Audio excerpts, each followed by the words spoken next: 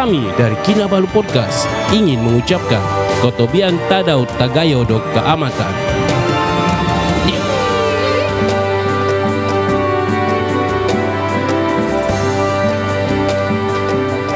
Baik, podcast ini dibawakan khas pada anda oleh M3N, tenaga gaya dan keyakinan. M3N dapat memberikan anda tenaga ekstra sepanjang hari, membantu meningkatkan kualiti tidur dengan menyokong tahap hormon lelaki yang sihat. M3N ini hanyalah RM85 saja sebotol. Dan kita tidak tahu Chris di sini ada harga 85 atau tidak. Kita tanya sebentar saja lagi. Dan teruskan Zal. Dapat diskon sebanyak RM5 setiap pembelian dengan menggunakan kod Kinabalu semasa check out di website dan di WhatsApp. Ya, guna kod kami Kinabalu. Alright. Bukan untuk beli keris tapi beli M3N.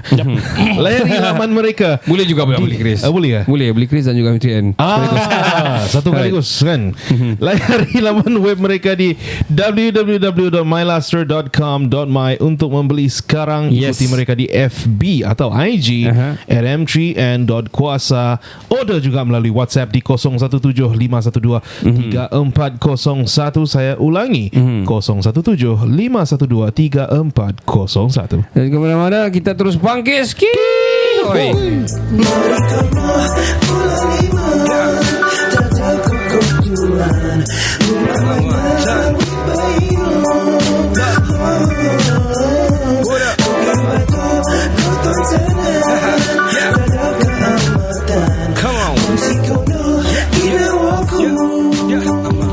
Selamat kembali ke podcast nombor 1 di Sabah. Saya Ricardo. Saya Kenny. Dan saya Faizal. Kami dari Kinabalu Podcast, the number one podcast di Sabah. Kita berada sekali lagi bersama dengan Tuan Zul ataupun Guru Zul di galeri beliau yang menyimpan banyak khazanah-khazanah warisan Melayu, dari segi keris, dari segi busana dan juga tanjak. Ini menarik saya ni, tanjak dan sebagainya. Ini tanjak ada macam-macam jenis. Saya nampak tanjak di sini. Dan saya rasa juga ada berbeza-beza juga macam juga keris ni, sebab-sebab musabab dia punya bilah-bilah, dia punya hulu dan sebagainya ni.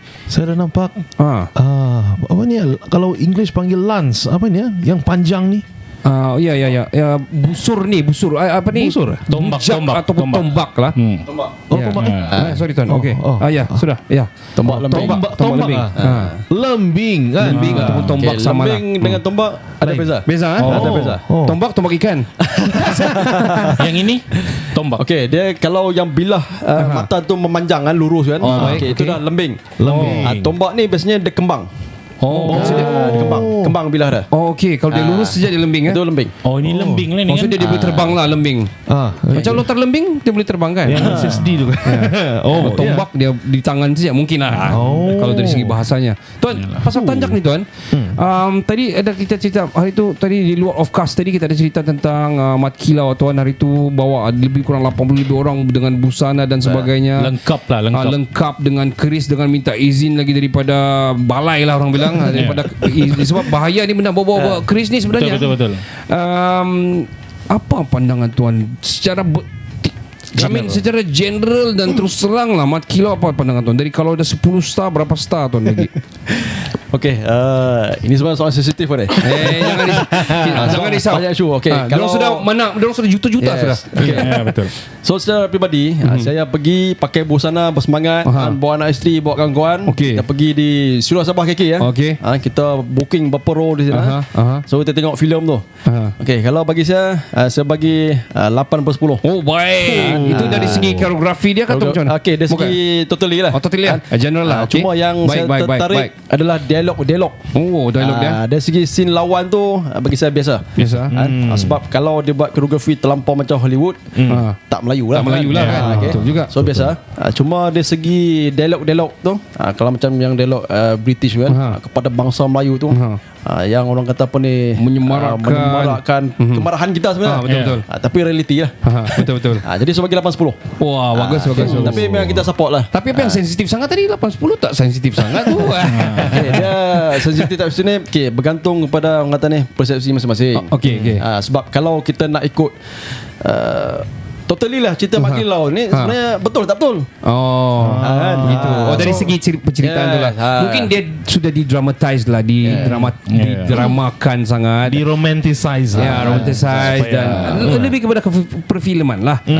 Entertainment lah. Tapi tuan rasa kalau dari segi sejarahnya ialah mungkin ada sembang simpang sikit, tapi dari segi penceritaan dia tu adakah Tuan berpuas hati dengan cerita Mat Kilo sebenar?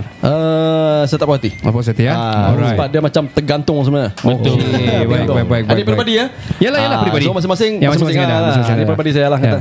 Tapi overall 8-10 kira bagus lah. Okey. Ataupun mau mat kilau kedua.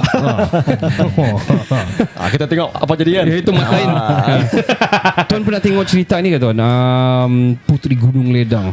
Pernah tengok? Pernah tengok? Nasir punya ke? Nasir. Nasir dengan apa tu? Untuk makluman Tuan lah. Bukan saya mau bangga, tapi saya terlibat dia punya post production masa tu. Dan rakaman gamelan yang semasa itu sebenarnya saya yang rakamkan, saya yang tolong atur dan tolong rakamkan masa tu. Dan ada satu part ni, diorang panggil daripada Indonesia satu chant ataupun hymn yang macam masa tu.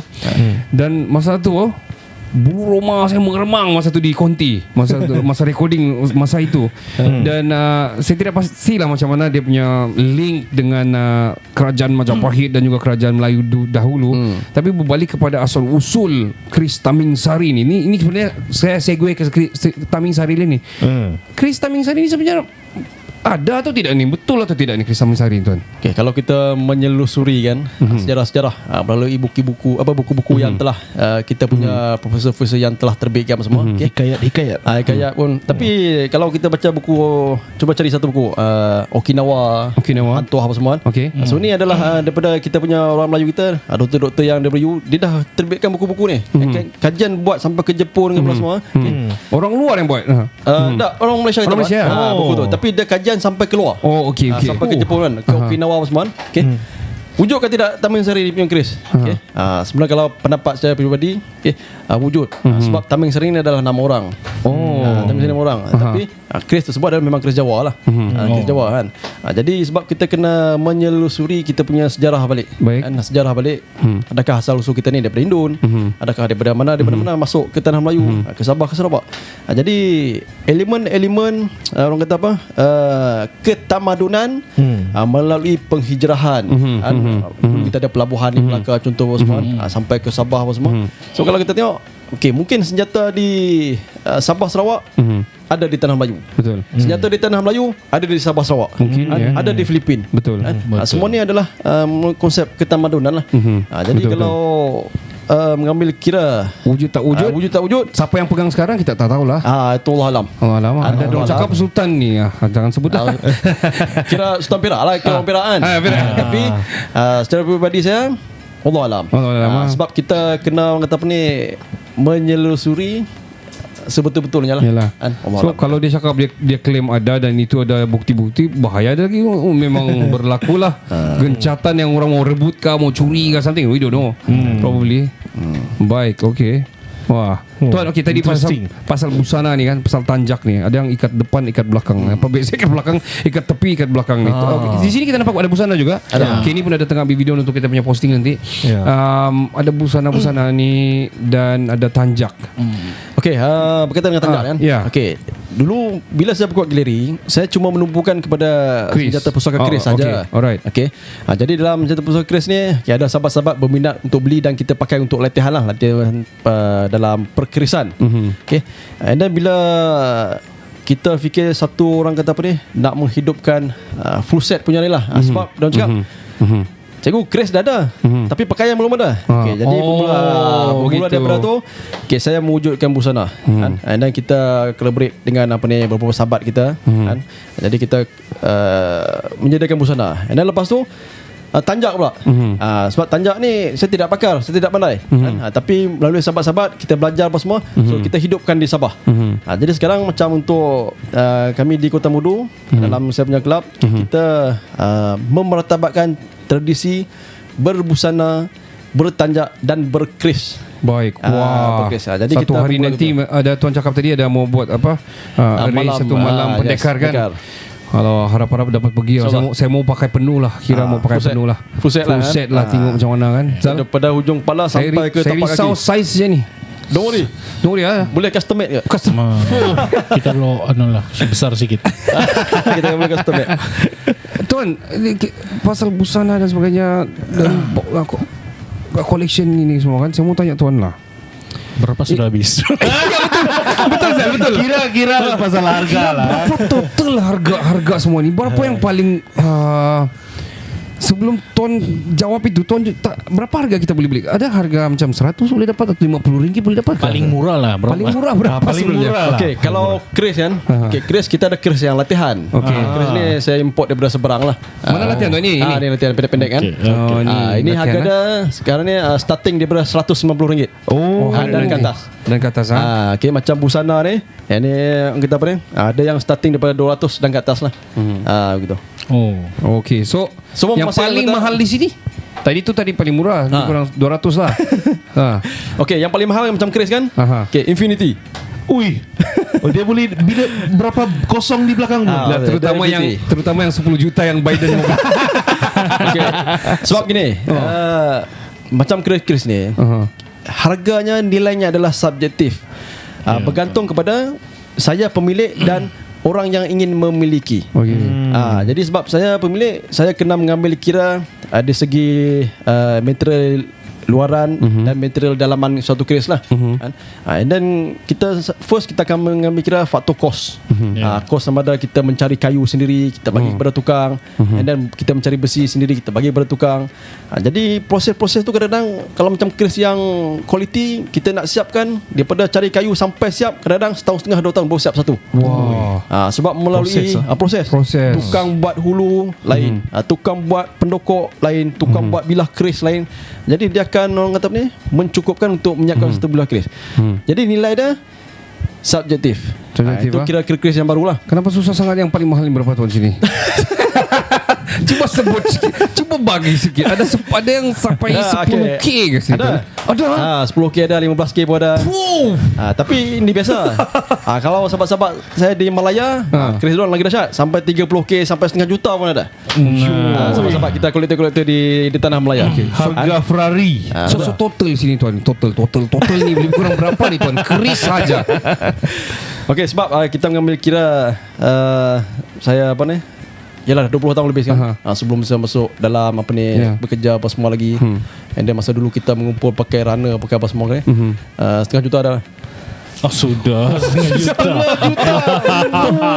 Alamak tuan cuma setengah juta juga. Tapi wife macam mana tuan? Wife okey jugalah setengah jutanya. Okey, untuk makluman, alhamdulillah sokong atau macam mana? Kalau sejarah wife ni, dia ni anak murid saya dalam persilatan. Dua hal. Jadi daripada anak murid saya dalam persilatan, dia orang daripada dia Terengganu. Okey. Kami dulu study di Negeri Sembilan. So saya daripada Perak, kami berjumpa Negeri Sembilan. So study. Jadi saya di Negeri Sembilan pun saya ada buka gelanggang saya silat di sana. So dia antara anak murid saya lah. And then dia sambung study lagi. Saya bekerja apa semua. And then jadi yang kata apa rezeki lah, ada jodoh. Berterusan lah. Berterusan. Dan bila berkahwin, dia faham saya punya minat. Sebab daripada gelanggang dari gelanggang. Jadi satu kepala. Tapi saya tahu masa tu kan, asal lawan kalah aja tuan kan. Kalah. Dan sampai sekarang pun bila saya buat kelab, dia pun salah seorang jurulatih. Alhamdulillah dia faham lah. Sebab saya rumah ni sebenarnya sebiji ni, tapi dia potong 2 rumah ni khas untuk galeri. Bayangkan tu Enlot, corner Enlot. Dulu parking sini. Tambah. Dan saya naik building di sini. Alhamdulillah. Okey. So tuan, anak-anak macam mana tuan? Okey, anak-anak dia memang berminat dan sebagainya, dan dia tidak mau kacau ke atau macam mana tuan? Okey, anak 3 orang. So yang sulung Raja 5, nombor 2 Raja 4, yang nombor 3 umur 4 tahun lah. So alhamdulillah, dia orang dah terbiasa daripada kecil kan. Daripada masa mengandung semua. Alhamdulillah semua minat. Semua pun bersilat juga. Termasuk yang kecil tu, walaupun 4 tahun sampai saya di sana, tak kacau. Orang faham sudah, orang sudah tahu lah. Sebab masing-masing ada Christmas masing sebenarnya. Wow. Syukur lah. Gitu. So mantap, tadi kamu beli yang latihan punya kah, yang apa Ken sebenarnya? Tuan, yang ini Chris je ni tuan. Yang kecil. Chris. Yang kecil juga. Chris. Yang dalam cermin ni kira orang kata apa ni, yang mahal, high value juga lah. Tapi Chris koleksi baru lah. Dia ada yang tatah perak, ada yang tatah emas. Ini yang hitam ni kayu apa tuan ni hitam ni? Ini kayu kenaung. Ni kayu kenaung ni susah. Kayu yang rare daripada Thailand lah. Rare Thailand lah. Daripada yang rare memang lah kata. Wow. Nanti kami gambar-gambar boleh ya? Boleh nanti. Kita boleh display untuk gambar. Okey. Kalau yang macam kita macam dari segi dia punya komersial lah tuan.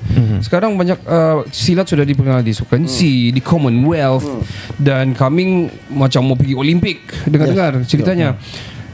Macam mana dia silat olahraga dia ada yang bunga dan juga ada yang macam fight juga ataupun sparring. Okey. Kalau dalam konsep silat untuk pertandingan, dia ada beberapa kriteria lah. Kata dah. Yang pertama, kita panggil silat tanding. Ini yang sparring, yang lawan. Okey, lawan. Yang pakai body protector, fight kan. Okey, kemudian kita ada juga kategori silat seni. Okey. Silat seni ni adalah macam bunga. contoh tari solo. Maksudnya ada satu orang dia buat bunga, buat jurus lah situ. Yang kedua kita ada kategori sini adalah tempur. Bermain berlawan berpasangan. Tangan kosong dan senjata. Yang seterusnya kategori sini juga dia bawah jurus. Yang dipertandingkan sehingga peringkat international sekarang ni adalah jurus tunggal dan jurus wajib lah.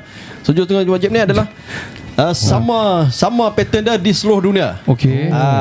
Macam kalau saya lain kalau saya punya jurus, saya punya walking jurus dia. Jurus Street Fighter.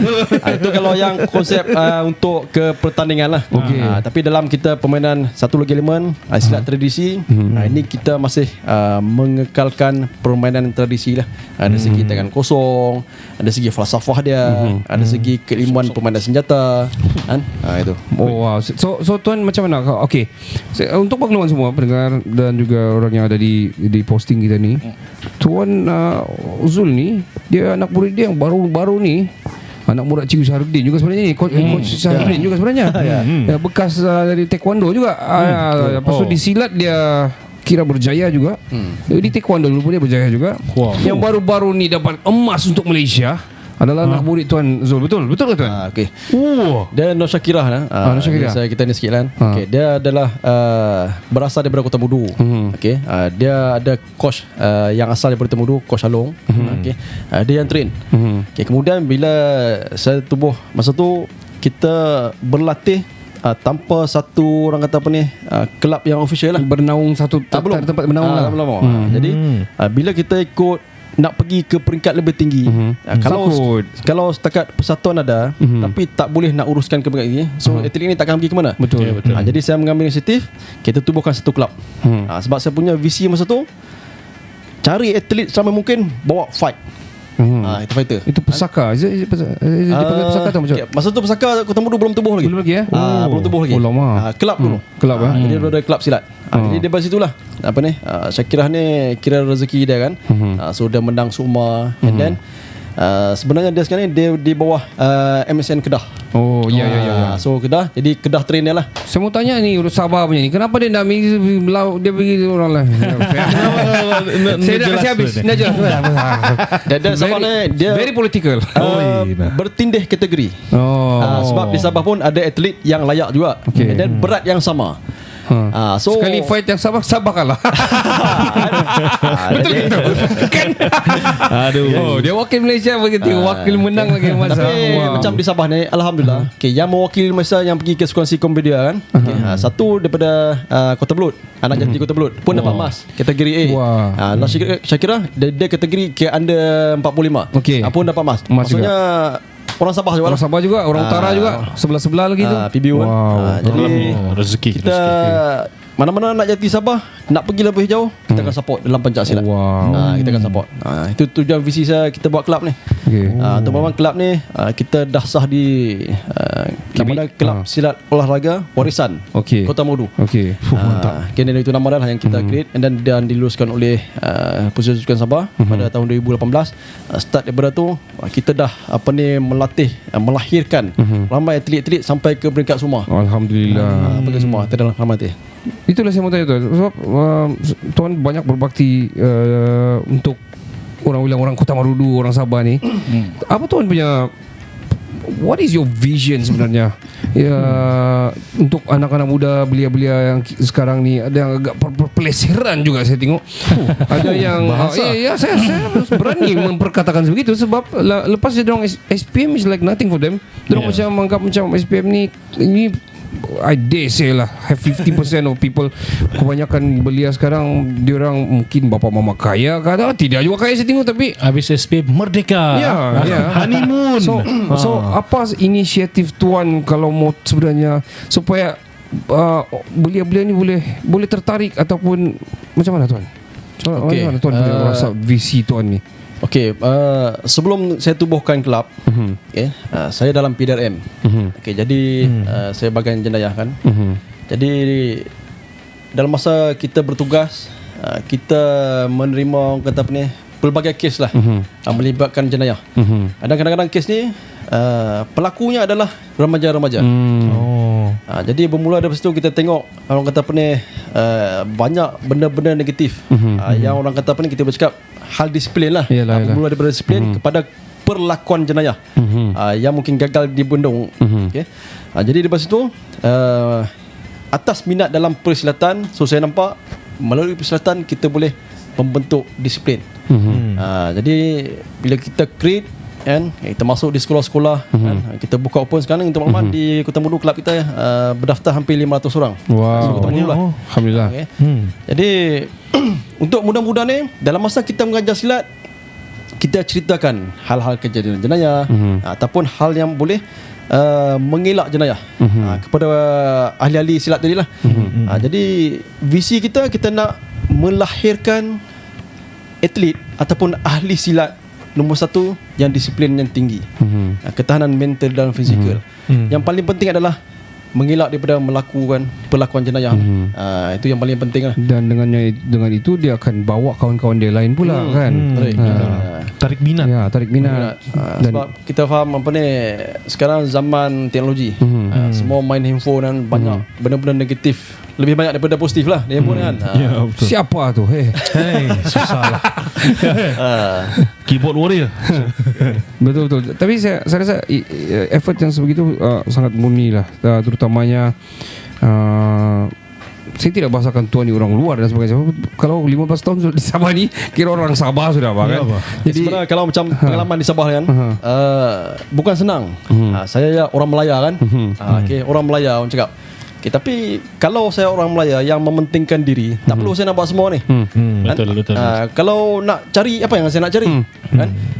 Tak payahlah saya nak bersusah buka kelab, buat galeri nak jualan, tak payah. Bagi saya duduk dan diam kan. 500,000 ni half million. Jadi tak perlu saya nak sibuk-sibuk. Tapi bila kita memilikikan, perlu ada satu kepuasan supaya benda yang kita buat ni impact positif kepada orang yang rapat dengan kita. Sebab saya bermula rapat dengan kawan-kawan kan. Kita bermula dengan kawan-kawan semua. So kita tubuhkan apa benda semua dengan kawan.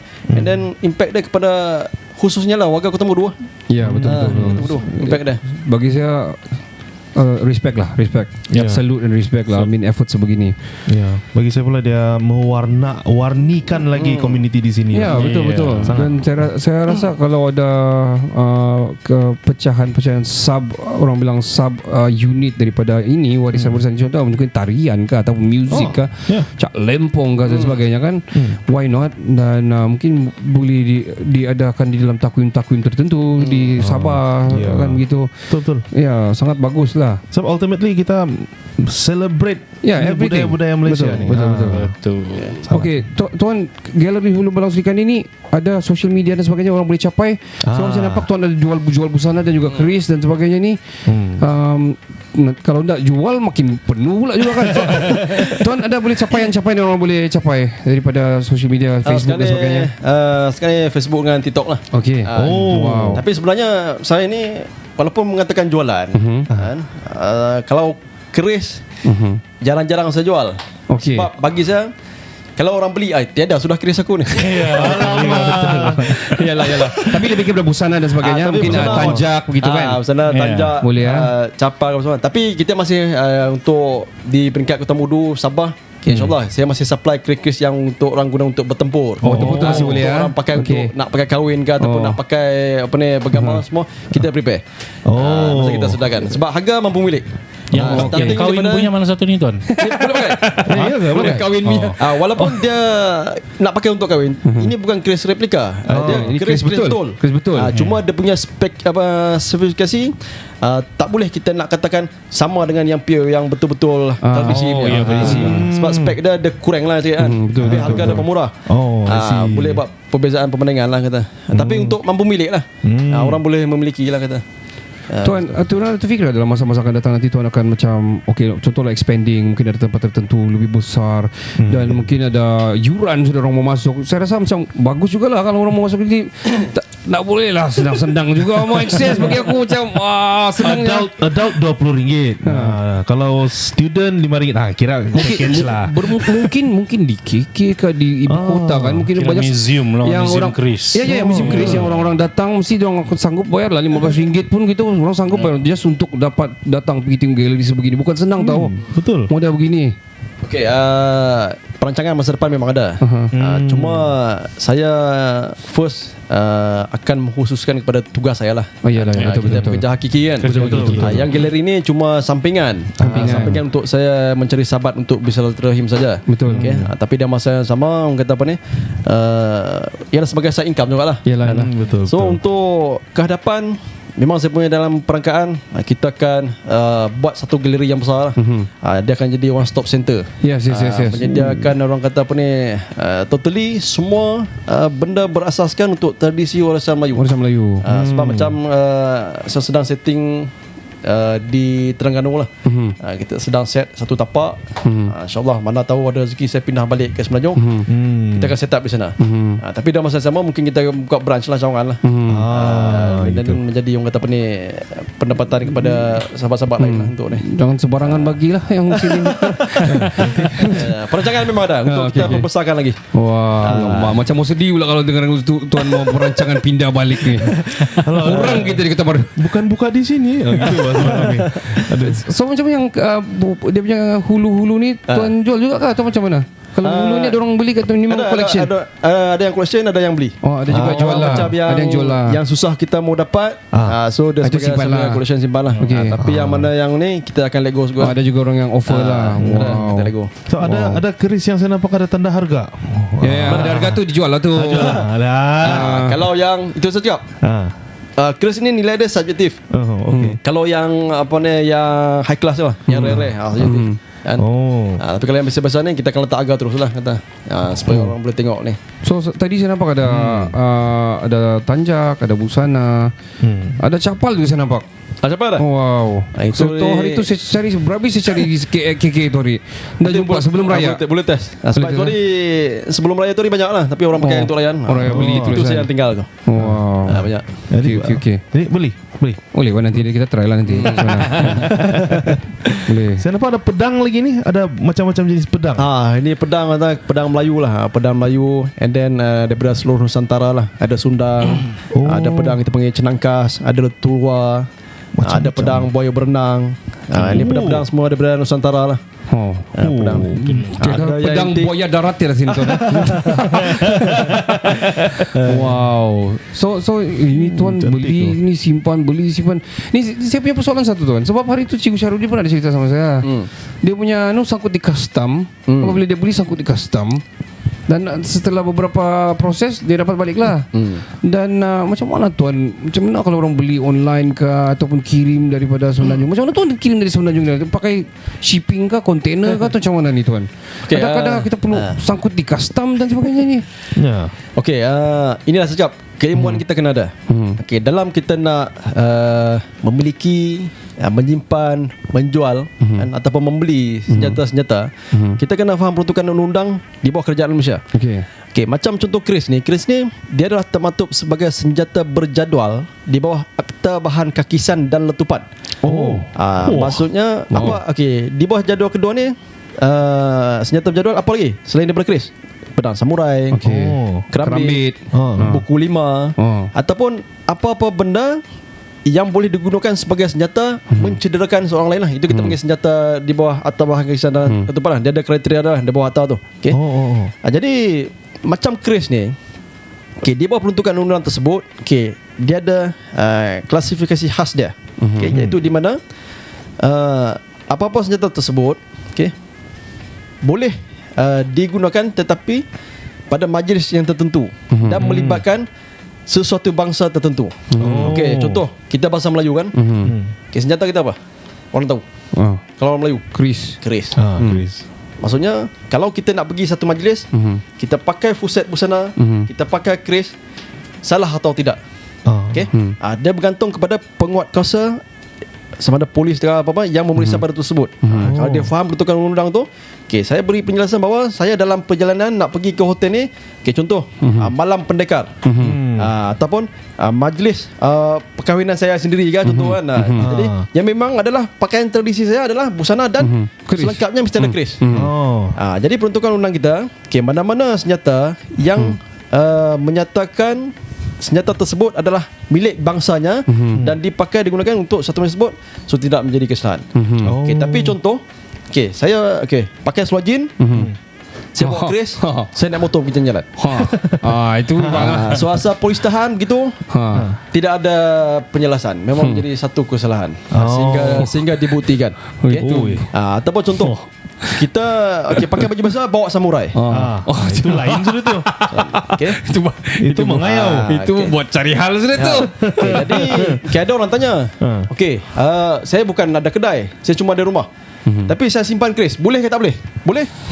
Sebab apa? Saya simpan dalam premis saya, dan saya boleh menyatakan bahawa saya menyimpan dengan seberapa daya upaya saya, untuk tidak mendatangkan impak negatif kepada sesiapa. Dia ada justifikasi dia. Simpan bukan sebarangan lah. Gitu. Kena faham dia punya mengikut akta bahan kakisan dalam letupan tersebut. Kena faham. Kena faham undang-undang.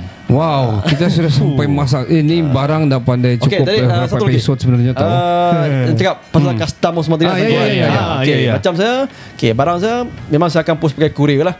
I see. Tapi kalau dengan custom, untuk daripada Semenanjung masuk ke Sabah Sarawak, Sabah Sarawak ni dikira satu wilayah yang lain. So perlu ada permit yang declaration kepada custom. So kita kena bayar dengan custom, isi borang. So declare kalau kata daripada Semenanjung, nak post, so custom akan tengok ada declaration, so far kita menjadi masalah.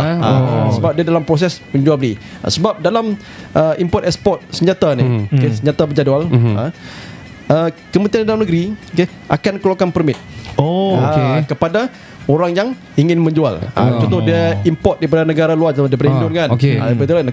Dia masuk di Malaysia, and then dia nak menjual. So KDN akan keluarkan permit. Polis tidak akan keluarkan permit di bawah senjata berjadual, di bawah Akta Bangkitan dalam letupan. Itu kalau menjual, kalau membeli collection macam membeli sama juga. Simpan di rumah. Baik. Begitu. Tapi kalau yang kalau ada declaration yang legit lah, yang kedai kopi nak boleh lah pakai kan. Boleh pakai lah. Satu lagi ada orang tanya. Saya ada keris. Saya simpan di kereta. Di bonet ke di bawah tempat dudukan. Kalau penguatkuasa tahan, polis tahan, memang kita akan tanya kau nak buat apa? Saya tak guna untuk buat kekacauan, tak guna buat untuk mendatangkan kegusaran kepada orang awam. Saya cuma simpan di kereta. Buat apa kau nak simpan di kereta? So tak boleh. Kalau dia justifikasi, kalau dia justify macam ni, saya beli, saya bini saya tak tahu, saya taruh di bawah kursi. Kalau saya bini saya tahu, dia nak boleh terima lah. Itu hal kau. Itu kita kena cari pembuktian. Gitu.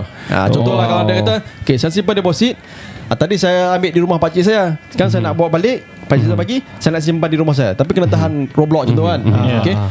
Pihak polis pada waktu tersebut terpaksa bawa pergi ke balai. So ada tim akan mengesahkan, betul tak dia ni ambil daripada rumah pakcik dah. Kita terpaksa panggil pakcik datang. So panjang cerita lah. Leceh sudah. So peruntukan undang-undang terguna pakai. So kena faham betul-betul. Okey, faham. Tuan, masa sangat mencemburui kita ni, tapi saya mau bagi Tuan satu kata akhir kepada pendengar Kinabalu Podcast, juga kepada pendengar seterusnya, yang penonton seterusnya. Apa Tuan mau cakap kepada muda-mudi yang kini agak lupus sudahlah, kurang minat kepada warisan-warisan kita ni? Apa yang Tuan boleh cakap tiba-tiba orang dengar, betul lah ni, saya mau beli keris ataupun saya mau beli pedang ke apa lah, saya mau simpan baju busana something like that lah. Apa tuan yang boleh nasihatkan kepada mereka? Okey, kepada generasi muda lah kan. Kepada generasi besar. Yang pertama, sebelum kita nak memahami suatu perkara, so kita belajar. Betul. Okay. Kalau tidak ada minat, timbulkan minat. Especially dalam warisan. Warisan ni sama ada senjata ke, senjata pusaka kan. Betul. Ada segi pemakaian tradisional ke, ataupun kalau kita cakap lagu-lagu tradisional pun warisan juga. Betul. Jadi konsep warisan adalah luas. Okay. Jadi yang penting mencari ilmu di masa usia muda sekarang ni. So bila sudah ada ilmu, akan hadirnya minat. So bila hadirnya minat kan, untuk meneruskan warisan tradisi itu, insya-Allah akan datang, orang kata apa, Allah mudahkan urusan, akan datang secara sepintas lalu. So boleh bawa, pegang dan harungi kalau tersebut kan. Jadi generasi muda, jangan takut kepada pusaka warisan. Ini yang saya ada ni adalah warisan Melayu. Kita ambil bangsa lain, Suluk, masing-masing ada pusaka warisan masing-masing. Bukan saka, jadi dalamilah kan keilmuan mengikut bangsa budaya masing-masing. Dalamilah. Tidak semestinya pusaka keris. Betul. Kan? Apa-apa yang nenek moyang kita ada senjata-senjata tu, daripada kita tak tahu, cuba ambil tahu. Tapi bila dah tahu, kita ambil yang positif. Yang negatif kita ubah. Kita buang yang negatif, ambil yang positif saja. Itu cara dah. Kalau bukan kamu, siapa lagi? Betul. Kalau bukan sekarang, bila lagi? Itu dia perbualan. Sambung. Kalau bukan di Galeri Hulu Balang Sri Kandi, di mana lagi? Itu. Saya pakai satu pantun kan? Okey, pantun yang saya guna pakai. Okay. Burung helang terbang menjerit. Unggas melayang jadi mangsanya. Keris disandang, pedang diheret. Takut berjuang, apa gunanya? Macam aku mau heret sekarang juga. Saya ucapkan sekali lagi terima kasih kepada Tuan Zul Khairi kerana sudi bersama-sama kami sampai ke tengah malam ni. Semua kita sini ada bini sebenarnya ni, bahaya juga lewat balik malam ni. Tapi tuan okey lah, sebab dia memang berada di rumah dia. Tapi thank you so much tuan, kerana berikan kami dan juga bantulah untuk share cerita sangat menarik. Sebenarnya banyak kita boleh cerita. Satu keris ni tidak boleh cukup masa dia, habis. Banyak cerita dia. Saya sangat-sangat respect dengan usaha tuan, keep on doing apa yang tuan buat. Dan saya dari masa ke semasa kami akan sebarkan dari masyarakat. Sebab dia akan stay di Spotify, dia akan stay di sana, di TikTok dan sebagainya.